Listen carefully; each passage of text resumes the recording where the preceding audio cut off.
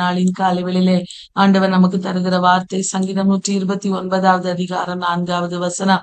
கர்த்தரோ நீதி உள்ளவர், துன்மார்க்கருடைய கயிறுகளை அவர் அறுத்தார் என்று இஸ்ரவேல் இப்பொழுது சொல்வதாக. அன்பான தெய்வ பிள்ளைகளை, இந்த நாளிலே ஆண்டவர் நமக்கு தருகிற அவர் நீதியுள்ள நியாயாதிபதி என்பதை இந்த நாளிலே நமக்கு மறுபடியுமாய் அவர் வெளிப்படுத்துகிறார். அவர் நீதி உள்ளவர். நம்முடைய வாழ்விலே அநேக நேரங்களிலே என்னுடைய வாழ்விலே ஒரு நியாயம் கிடைக்காதா என்று பல நேரங்களிலே நாம் தவித்துக் கொண்டிருக்கிற போது நாம் ஒருபோதும் மறந்து போக வேண்டாம். என் ஆண்டவர் நீதி உள்ளவர், அவர் நீதியாய் என்னுடைய வாழ்விலே நியாயம் செய்வார் என்கிற நம்பிக்கையிலே அதிகமாய் பெருக வேண்டும். பிரியமானவர்களே, துன்மார்க்கருடைய கயிறுகளை அவர் அறுத்தார் என்று இஸ்ரவேல் இப்பொழுது சொல்வதாக. நமக்கு விரோதமாய் எழும்புகிற எந்த யாராயிருந்தாலும் சரி, அவர்கள் எல்லாருடைய மத்தியிலும் ஆண்டவர் நமக்கு ஒரு அற்புதத்தை செய்து நம்முடைய தலையை நிமிர பண்ண அவர் உண்மையுள்ள தெய்வமாய் காணப்படுகிறார். ஆகவேதான் அவர் நீதியுள்ளவர் என்று நாம் வாசிக்கிறோம்.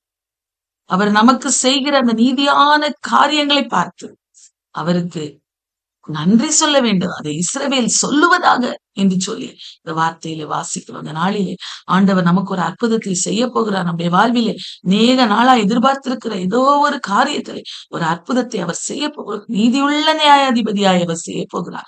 விசுவாசத்தோடு இந்த வார்த்தையை இந்த நாளிலே அறிக்கை செய்யும் போது இந்த வார்த்தைக்குரிய நன்மைகளை, மேன்மைகளை, ஆசீர்வாதங்களை இந்த நாளிலே ஆண்டவர் நாம் எல்லாரும் காணும்படி செய்வார். பிரியமானவர்களே, இந்த நாளிலே இந்த நாம் பார்க்கும்போது ஆண்டவர் நீதி உள்ளவர், அவர் நீதியாய் தீர்ப்பு செய்கிறவர். ஆண்டவருக்கு விரோதமாய் எழும்புகிறவர்கள் மத்தியிலே ஆண்டவர் எவ்வாறு நீதியுள்ளவராய் விளங்குகிறார் என்பதை குறித்து நாம் பார்க்கும்போது எண்ணாகமம், இந்த நாள் வாசிக்க வேண்டிய வேத பகுதியான எண்ணாகமம் 16வது அதிகாரத்திலே ஒரு நல்ல ஒரு இன்சிடென்ட் சொல்லப்பட்டிருக்கிறது. பிரியமானவர்களே, ஒரு நாளிலே கோராகு, லேவியின் புத்திரராகிய லேவியின் கோத்திரத்தில் பிறந்த கோராகு என்பவன் ரூபன் வம்சத்தில் உள்ள தாத்தான், அபிராம், ஓன் இந்த 3 பேரையும் கூட்டிக் கொண்டு, இந்த கோராகு தான் தலைவன். கோராகு இந்த 3 பேரை, தாத்தான், அபிராம், ஓன், இந்த 3 பேரும் இந்த கோராகோடு சேர்த்து 4 பேருமாய் மோசேக்கும் ஆரோனுக்கும் விரோதமாய் எழும்பினார்கள். பிரியமானவர்களே, பாருங்க, அவர்கள் சபையில சங்கத்துல பெரியவர்களாய் இருந்த இன்னும் 250 பேரோடு கூட மோசேக்கு முன்பாக எழும்பி நின்று அவர்களுக்கு விரோதமாய் கூட்டம் கூடினார்கள். சபையார் எல்லாரும் பரிசுத்தமானவர்கள், நீங்க பெரிய ஆள் மாதிரி உங்களை காட்டிக்கிறீங்க, நீங்க மிதமிஞ்சி போகிறீங்க, கர்த்தர் சபையார் எல்லாருடைய நடுவிலும் இருக்கிறார், நீங்க ஏன் அவர்களுக்கு மேலாக உங்களை பெரிய தலைவர்களாக உயர்த்துகிறீர்கள் என்று சொல்லி இந்த 4 பேருமாய் அவர்களிடத்திலே போய் சொல்லுகிறார்கள். மோசே ஆரோன் இடத்திலே போய் சொல்லுகிறார். இந்த வார்த்தையை கேட்ட உடனே அன்பான தெய்வ பிள்ளைகளே, மோசே முகம் குப்புற விழுந்தார். அன்பான நம்ம நிறைய காரியங்களை தியானித்துட்டு வாரோம். 2 நாளைக்கு முன்னால அந்த வேவு பார்க்க போன அந்த மனிதர்கள் செய்த காரியங்களை நான் பார்த்தோம். பாருங்க, மோசே எப்போது ஆண்டுடைய சமூகத்துல முகம் குப்புற விழுந்தார். இந்த ஜனங்களுக்காக தன்னை முழுவதுமாய் அர்ப்பணித்துக் கொண்டவர் தான் இந்த மோசே. தன்னுடைய குடும்பத்தை பற்றி எந்த இடத்துலயுமே அவர் பெருசா ஒரு 2-3 இடத்துலதான் அவருடைய மாமனார், அவருடைய மனைவி, பிள்ளைகளை பற்றி சொல்லப்பட்டிருக்கிறது. பாருங்க, ஆண்டவர் கொடுத்த அந்த அழைப்புக்கு பாத்திரவானாய் தன்னை மாற்றிக்கொண்டு அந்த கூட்டங்களுக்கு முன்பதாக தன்னை முழுவதும் ஈடுபடுத்தி கொண்டு ஒரு ஒரு ஒரு ஒரு நல்ல ஒரு டெடிகேஷனோடு கூட வேலை பார்க்கிற ஒரு மனிதராக இருந்தார். இவர்கள் சொல்லுகிற வார்த்தைகளை கேட்கிற போது மோசையால் தாங்க முடியல. பிரியமானவர்களே, முகங்குப்புற விழுகிறார். ஆண்டவர் மோசையை 40 நாள் அந்த சீனாய் மலையில கொண்டு போய் வைத்திருந்தார். மோசே ஏறி வர சொல்லி அங்க கற்பனைகளை கொடுக்கும் போது யோசித்து பாருங்க, இந்த மலையை யார் நெருங்க கூடாதுன்னு சொல்லிட்டாரு. மோசே அவருடைய சமூகத்துல போய் நின்றாப்ப அவ்வளவு ஒரு பரிசுத்தம், ஆண்டவருக்கு முன்பதாக ஒரு பரிசுத்தமுள்ள ஒரு மகனாய் விளங்கினவர் தான் இந்த மோசே. பாருங்க, இப்ப சொல்றாரு, உங்ககிட்ட மாத்திரம் தான் ஆண்டவர் பேசுகிறாரா? என் சபை ஜனங்கள் எல்லாரும் பரிசுத்தவாங்க அப்படின்னு சொல்லி அவர்களை பல வார்த்தைகளினால் வேதனைப்படுத்துகிறார். அன்பான தெய்வ பிள்ளைகளே, மோசே எங்க போயிருந்தார்னா ஆண்டவருடைய பாதத்துல போய் விழுந்தார். அன்பான தெய்வ பிள்ளைகளே, இந்த காலை வேளையில நமக்கு விரோதமாய் எத்தனை பேர் எழும்பினாலும் நாம் ஆண்டுடைய பாதத்துல போய் விழுகிறவர்களாய் இருக்கிறோமா? அல்லது எனக்கு அப்படி நடந்துச்சே, இப்படி நடந்துட்டே என்று புலம்பி அங்கலாய்க்கிறவர்களாய் மனிதர்களிடத்திலேயே போய் புலம்புகிறவர்களாய் இருக்கிறோமா? மோசே ஆண்டவருடைய பாதத்துல முகம் குப்புற போய் விழுந்து கிடக்கிறான். அன்பான தெய்வ பிள்ளைகளே, அப்பொழுது முகங்குப்புற விழுந்தவன அவருக்கு ஒரு தெளிவு கிடைக்கிறது. உடனே அவர் எழும்பி சொல்றார், கோராகையும் அவனுடைய எல்லா கூட்டத்தையும் நோக்கி சொல்றார், நாளைக்கு கர்த்தர் இப்படி நீங்க சொல்லிட்டீங்களா, கர்த்தர் தம்முடையவன் இன்னான், பாருங்க, தாம் கட்டளையிட்ட பரிசுத்தவான் இன்னான், எவனை அவர் தெரிந்து கொள்கிறாரோ அவன் இன்னான் என்பதை காண்பிப்பார். நாளைக்கு காண்பிப்பார். நீங்க என்ன செய்யுங்க, ஒன்று செய்யுங்க, நீங்க எல்லாரும் தூப கலசங்களை எடுத்துக்கொண்டு வாருங்க. பாருங்க, அவர் சொல்றாரு, எல்லாரும் வந்தாங்க தூப கலசங்களை எடுத்துக்கொண்டு. நீங்க எல்லாரும் கலசங்களை எடுத்துக்கொண்டு அதுல அக்கினியை போட்டு கர்த்தருடைய சன்னதியில தூப வர்க்கம் இடுங்கள். கர்த்தர் எவனை தெரிந்து கொள்கிறார் அவன் பரிசுத்தவானாய் இருப்பான். லேவியின் புத்திரராகிய நீங்களே மிஞ்சி போகிறீர்கள் என்று சொல்லி அவன் சொன்னான். அன்பான தெய்வ பிள்ளைகளே, அவனுடைய சமூகத்துல போய் இருந்துட்டுனா இந்த காரியத்தை சொல்லுகிறா. சொன்ன உடனே அங்க என்ன நடக்கிறதுண்டா, மோசே கோராகை நோக்கி, லேவியின் புத்திரரை கேளுங்க, கர்த்தருடைய வாசஸ்தலத்தின் பணிவிடைகளை செய்யவும் நிறைய காரியங்களை அவர் சொல்லுகிறார். அந்த தம் அண்டையிலே சேர பண்ணும்படி இஸ்ரவேலின் தேவன் இஸ்ரவேல் சபையாரிலிருந்து உங்களை பிரித்தெடுத்ததும், அவர் உன்னையும் உன்னோடு கூட லேவியின் புத்திரராகி உன்னுடைய எல்லா சகோதரரையும் சேர பண்ணினது உங்களுக்கு அற்ப காரியமா? லேவியின் கோத்திரத்தை ஆண்டவர் தமக்கென்று தெரிந்தெடுத்த கோத்திரம். ஆனா இப்ப அவங்க என்ன விரும்புறாங்க, இந்த கோராகின் புத்திரர்கள், இந்த கோராகோடு சேர்ந்த கூட்டத்தார் ஆசாரிய பட்டத்தையும் அவர்கள் எதிர்பார்த்தவர். பெருமை, உயர்வான காரியங்கள், எல்லாருக்கும் நாங்க தான் மேல இருக்கணும் அப்படிங்கிற. ஆக்சுவலா இந்த ஆசாரிய பட்டம் பெருமைக்குரியதல்ல, ஆண்டவர் நியமித்தது. ஆண்டவர் மோசைக்கும் ஆரோனுக்கும் கொடுத்தது. ஆரோன் அப்படி நியமிக்கப்பட்டார் ஆண்டவராலே. இப்பொழுது அவர் தான் சொல்றார், நீங்க ஆசாரிய பட்டத்தை நீங்க தேடுகிறீங்களா? நாளைக்கு வாங்க, ஆண்டவர் யார் என்பதை காண்பிப்பார் என்று சொல்லி மோசே சொல்லுகிறார். பிரியமானவர்களே, அப்ப பாருங்க, மோசே அவர்களை அழைத்து அனுப்புகிறார். பாருங்க, அழைத்து அனுப்பி அவர்கள் எல்லாரும் என்ன பண்றாங்கன்னா, அவர்கள் எல்லாரும் நாங்க வரமாட்டோம்னு சொல்றாங்க.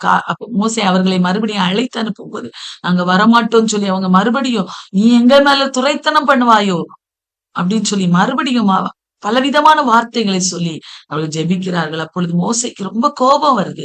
அவன் கர்த்தரை நோக்கி சொல்லுகிறான், இவர்கள் செலுத்துகிற காணிக்கைகளை அங்கீகரியாதிருப்பீராக ஆண்டவரே. இவர்கள் பாருங்க, இவர்கள் செய்கிற ஒவ்வொன்றும் உமக்கு தெரியாம இல்ல ஆண்டவரே, தாயிலும் செய்யுங்கப்பா அப்படின்னு சொல்லி மோசே ஆண்டுடைய சமூகத்துல விண்ணப்ப பண்ண. இன்னைக்கு ஒரு பரிசுத்தன் உண்மை ஆராதிக்கிற அந்த ஆசாரிய பட்டத்திலே உம்மால் தெரிந்து கொள்ளப்பட்ட பிள்ளைதான் இந்த ஆரோன். நான் உமக்காக ஊழியம் செய்கிறவன் என்பதை இவர்கள் அறிந்து கொள்ள ஒரு அற்புதத்தை செய்யும் ஆண்டவரேன்னு சொல்லி மோசே சொல்லுகிறார்.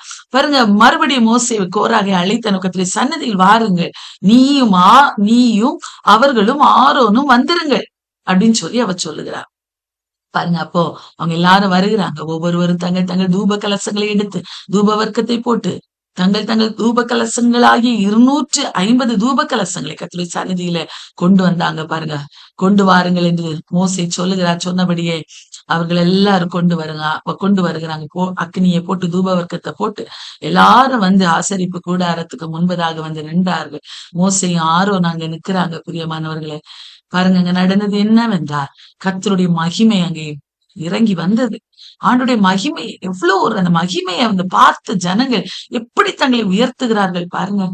பிரத்யேகமாய் பார்த்தவர்களே அப்படி இருக்கும்போது, இந்த காலத்துல நம்ம ஆண்டுடைய மகிமையினால ஒவ்வொருவரும் நிறைந்திருக்கிறோம். ஆனாலும் நம்ம அநேக நேரங்களில உலகத்தின் மனிதர்கள் இப்படிப்பட்ட காரியங்களை செய்கிறவர்களாக தான் இருக்கிறார்கள்.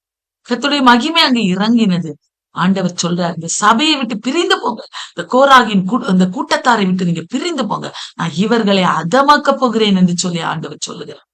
அன்பானது, ஆண்டவருக்கு அது விருப்பம் இல்லாததா இருந்தது. ஏன்னா லேவியின் புத்திரரை தமக்கண்டவர் தெரிந்து கொண்டு லேவியின் குடும்பத்தார் யாரோனே அவர் ஆசாரிய ஊழியம் செய்யும்படி ஸ்பெஷலா தெரிந்தெடுத்திருக்கிறார். பிரியமானவர்களே, இப்போது இவர்கள் அவர்களுக்கு விரோதமாய் முறுமுறுத்த போது, அன்பான தெய்வ பிள்ளைகளே முறுமுறுத்த போது ஆண்டவருக்கு மறுபடியும் கோபம் வருது. உங்களை விட்டு பிரிஞ்சு போங்க. அந்நேரத்திலையும் பாருங்க, மாம்சமான யாவருக்கு நீங்க தான் ஆண்டவரே தேவன். ஒரு மனிதன் பாவம் செய்திருக்க சபையார் எல்லார் மேலும் கோபம் கொள்ளுவீரோ என்று சொல்லி மோசே பாருங்க, எப்ப பார்த்தாலும் இந்த ஜனங்களுக்காய் திறப்பிலே நின்று அழுது ஜெபிக்கிற ஒரு மனிதராயிருந்தார். நாமளும் நமக்கு விரோதமா எழும்புறவர்களுக்காக ஜெபிக்கணும் பிரியமானவர். அவர்களுடைய ரட்சிப்புக்காக நம்ம ஜெபிக்கணும். ஆண்டவர் நியாயம் செய்வார் தான்.